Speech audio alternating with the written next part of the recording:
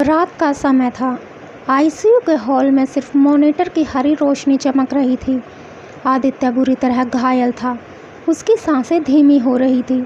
रेणुका उसके पास बैठी थी, हाथ में उसका हाथ थामे। तभी अचानक सायरन की आवाज़ बंद हो गई और लाइटें अचानक बुझ गई। पूरा आईसीयू अंधेरे में डूब गया। रेणुका ने ज़ोर से कहा, कौन है वहाँ? अंधेरे में सिर्फ उसकी सांसों की आवाज़ और मशीनों की बीप सुनाई दे रही थी। दरवाज़ा खुलते ही दो नकाबपोश हथियारबंद आदमी आईसीयू में घुसे। उनके हाथों में साइलेंसर लगी पिस्तौलें थी। रेणुका ने तुरंत हॉस्पिटल का आपातकालीन बटन दबाया, लेकिन शोर मचाने से पहले ही एक आदमी उसके सामने आ गया। हट जाओ, नहीं तो ये लड़का। उसने पिस्तौल आदित्य की ओर कर इशारा किया।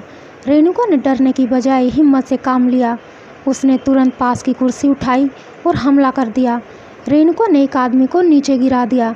दूसरे ने उसे पकड़ने की कोशिश की, लेकिन उसने चाकू जैसा एक औजार उठाकर उस पर वार किया। दोनों नकाबपोश घायल हो गए। तभी अस्पताल की इमरजेंसी रोशनी फिर से चालू हो गई। पुलिस और सुरक्षा अधिकारी अंदर घुस आए। रेणुका ने सांस लेते हुए कहा, आदित्य, मैं तुम्हें कुछ नहीं होने दूंगी, चाहे कुछ भी हो जाए। आदित्य की आंखों में हल्की चमक लौट रही थी। उसने धीमी आवाज़ में रेणुका का नाम लिया।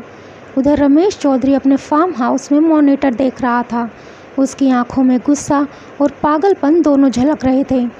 रमेश, अदालत और अस्पताल सब मेरे खिलाफ हैं, लेकिन मैं हार नहीं मानूंगा। रेणुका ने मुझे चुनौती दी है। अब असली खेल शुरू होगा। आज रात ही मैं उसे और आदित्य को सच का बोझ ढोते हुए तोड़ दूंगा। उसने अपने आदमी को एक फ़ोन किया। वो पेन ड्राइव अभी तक सुरक्षित है, उसे ढूंढो और सबूत मिटाओ। कोई भी रुकावट आई तो उसे भी ख़त्म कर दो। आईसीयू में आदित्य की सांसें अब धीरे धीरे नियमित हो रही थी। रेणुका ने उसका हाथ पकड़ते हुए कहा, तुम ठीक हो जाओ आदित्य, हम मिलकर सच सबके सामने लाएंगे। रमेश चाहे कितना भी ताकतवर क्यों ना हो, हम हार नहीं मानेंगे। आदित्य ने कमज़ोर मुस्कान दी। तुम्हारी वजह से मैं ज़िंदा हूँ रेणुका।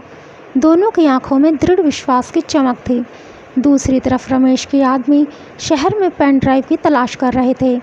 उसी समय रेणुका एक अजनबी शख्स से मिलती है जो खुद को सत्य का रक्षक बताता है। उसके हाथ में एक यूएसबी ड्राइव है जो पूरे केस का दूसरा पार्ट खोल सकती है। उधर रमेश की ठंडी हंसी हवा में गूंजती है। सच की कीमत बहुत जल्द तुम सब इसका असली मोल चुकाओगे।